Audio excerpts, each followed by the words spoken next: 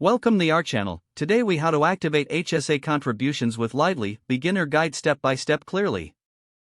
To activate HSA contributions with Lively, start by visiting the Lively website.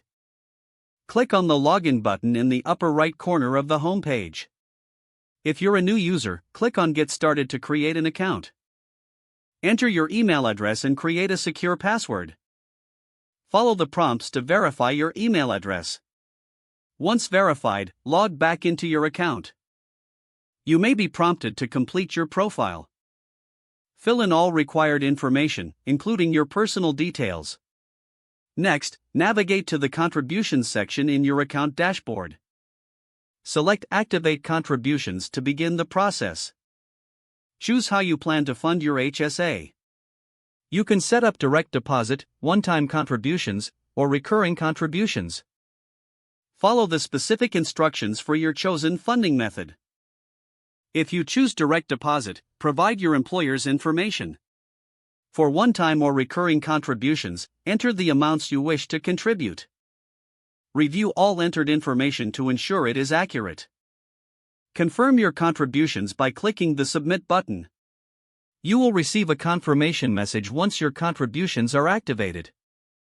Keep an eye on your email for updates regarding your HSA account. Once activated, monitor your contributions periodically. Access the Contributions section to track your funding and balances. Now, you are ready to enjoy the benefits of your HSA with Lively. If the page does not load, refresh the browser or try again in a private or incognito window.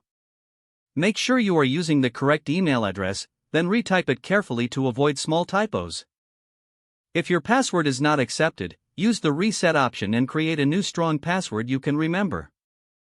Check your spam folder for verification or security emails, then complete any requested confirmation step. Enable two-factor authentication if available to improve account security and reduce unauthorized access risk. After signing in, review your profile details so your contact information and settings are accurate and current.